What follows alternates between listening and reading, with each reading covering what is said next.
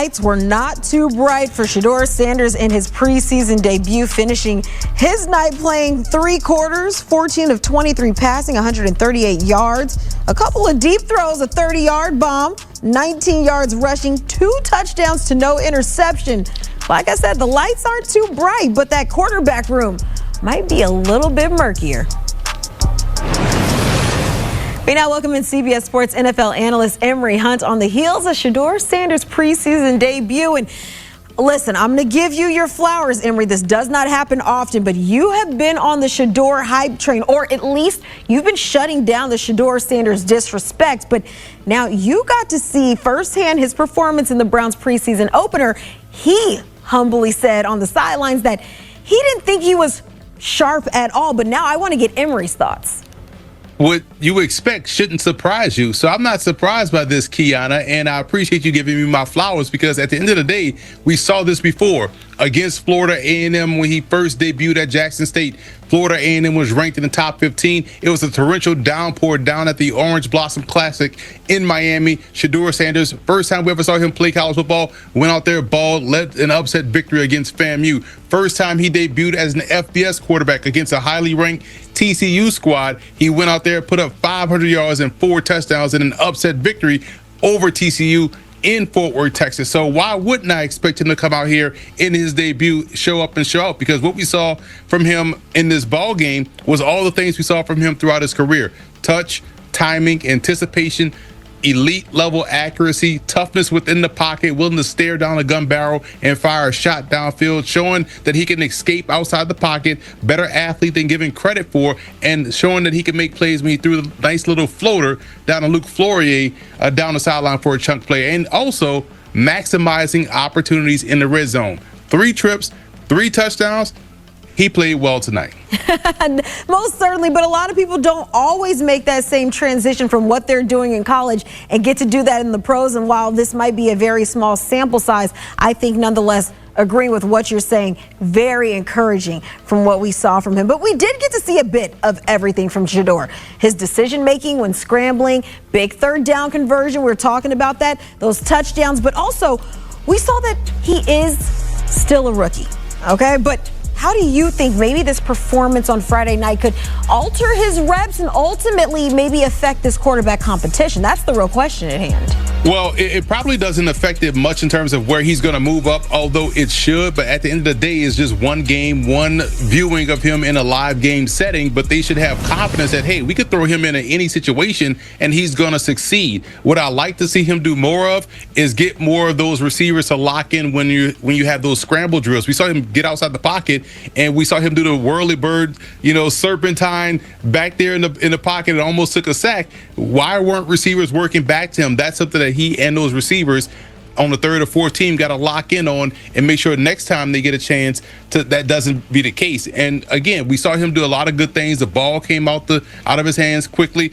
I guess everybody said that in order to be a top quarterback, you got to break the huddle. It was break the huddle week all week. Can you get out the huddle? As if that's the first thing you need to be a quarterback. Well, we didn't see any delay of game penalties coming out of the huddle and all those things that they talked about. So I thought he did some things really well. Now, what I would say to your question, to your point you made about him looking like a rookie, why don't some rookies take that early step forward like we tend to see them do in college? Well, for him, he was getting beat up all throughout college. So those sacks kind of made him, immune to the pressure. So he's not afraid of the pressure of the moment and also the pressure coming from the defense. So he's more equipped to step in right away and play like a vet.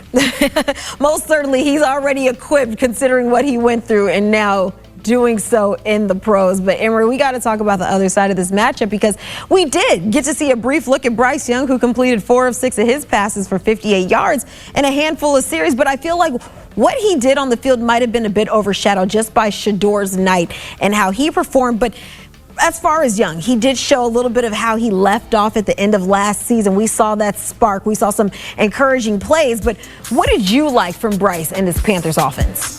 I'm glad you referenced that or prefaced that way and framed it this way, Kiana, because people want quarterbacks to play the game the same way.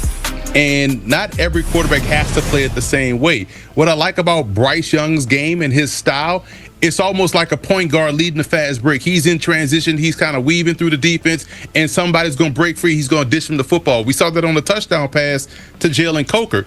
And everyone wants you to drop back 1, 2, 3, scan left, scan right, and then dump the ball off to the running back in the flat. Like, no, sometimes you got to make things happen, and I like how he was able to do that. Some people may feel as though that's a little bit frenetic for them. They don't want the pace to be like that. But for Bryce Young, that's when he excels. That's what we saw him excel at Alabama. That's what we saw him tap into the back end of last season when he went on that run and played really well since coming off the bench when he wasn't playing well earlier in the season. So I like that he looked like Bryce Young. And as they continue to get the run game going and as they continue to get more chemistry with him and Tedero McMillan, then that we're going to see more of the Bryce Young that won the Heisman and more of the Bryce Young that we saw late last season. I think that's what everybody is rooting for and what we want to see. I know a lot of people talk about Cam Ward and how he might be an underrated, first-round pick. But I think the same can be said for Bryce Young. A lot of people still waiting to see that. And, hey, we might get to see that this year. As always, Emery Hunt, appreciate you. Thank you. Well, coming up for Young and the Panthers, they're going to head to the H to take on the Texans before wrapping up preseason action, hosting the Steelers on August 21st. As for Shedeur, he'll have more opportunities to plead his case on August 16th, visiting the defending champs before them. No shortage of storylines in Breach. You got a few players you're interested in. Tell us who to keep an eye out on. Yeah, let's start with J.J. McCarthy. We haven't seen him in a game since last year when he played in the first preseason game for the Vikings, injured his knee, and then we didn't see him again. I think that it's really... J.J. McCarthy has a ton of pressure on him. That's what this comes down to. The Vikings made a huge risk by saying, all right, we know we went 14-3 with Sam Darnold, but we're done with you, Sam. We are going to go to J.J. McCarthy, and now we're going to see if this gamble pays off. It's been a pretty quiet training camp from J.J. McCarthy. If you go around social media, you'll see highlights from training camps all over. You're not seeing a lot of them from Minnesota. So it'll be interesting to see how he plays in his first preseason game as the replacement for Sam Darnold and potentially the franchise quarterback for a long time to come for the Minnesota Vikings. The second guy on my list is someone I think everyone is excited to watch, and that is Travis Hunter. I can't remember the last time that people were talking about watching a Jacksonville Jaguars preseason game. Well, that's all I've heard about this week is everyone is pumped to see Travis Hunter. He's going to play offense. He's going to play defense. Jags coach Liam Cohen has not been trying to hide the fact that he plans on playing Hunter on both sides of the ball in this preseason game. This isn't some secret weapon that the Jags are going to wait to release in week 1. It is going to happen on Saturday. So it's going to be interesting to see how he plays. Is he going to be a better receiver, a better corner? Is he going to be a shutdown corner? Is he going to make crazy catches? So I'm very excited to see Travis Hunter. And then finally, let's stay in the AFC South with the #1 overall pick, Cam Ward. This week, he said his offense was looking mid.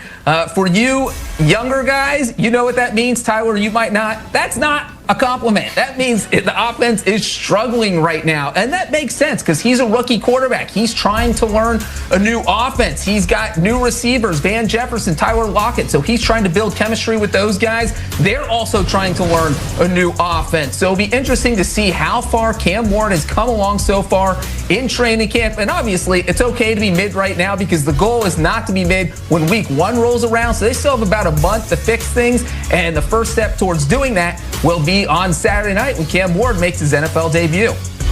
I did have to look up what mid meant while you were talking, Breach, just to make sure we were on the same page here. I'm with you with all of those guys, especially Cam Ward. I feel like he is maybe the most overlooked #1 overall pick in recent memory. I feel like nobody's talking about him going into his first preseason and first season with the Tennessee Titans. And I'm going to stay with the 2025 draft class and stay at the quarterback position because I am fascinated to see Jackson Dart with the New York Giants. Brian Daboll said he is going to play this weekend. And let's see what the number 25 overall pick looks like. Again, this is the hope in the prayer for the New York Giants. Yes, it looks like Russell Wilson is going to start the year, but the entire organization kind of hinges on Jackson Dart being good because I think he's going to see the field sooner rather than later. I think that the pressure is going to be too much for him not to see the field at some point in 2025, especially when you look at that schedule for the New York Giants. It is a murderer's row. It's against one of the most difficult schedules in the entire NFL this season, which to me leads to ultimately them being out of the playoff race earlier than expected. Russell Wilson seeing the bench, the seat being extremely hot for Brian Daboll, and the only way to save his job is for Jackson Dart to go out there and to perform. And we need to see glimpses of that, flashes of his potential right now in the summer, because that will only build the momentum to eventually see him during the regular season. And if he performs well, that might save the job of Brian Daboll and Joe Schoen in New York. If he falters, well, then we might be seeing this whole thing blow up. It's going to be interesting to watch, but nonetheless, a lot of first-year players making their debut. How will they perform? Two-way players, quarterbacks. But I'll tell you guys one thing that's not mid, that's you two. Appreciate you both. Thank you so much for stopping by. Well, Tyler will get to see Dart in action Saturday at 1 p.m. Eastern as they take on the Bills. The Giants taking on the Bills. Another young signal caller, J.J. McCarthy, will see the field for the first time since his meniscus tear a year ago with the Vikings hosting the Texans. We heard Breach talking about watching J.J. McCarthy and how he plays as potentially the franchise QB. And then the Jets' new head coach, Aaron Glenn's putting his starters out there, including Justin Fields, as the Jets take on the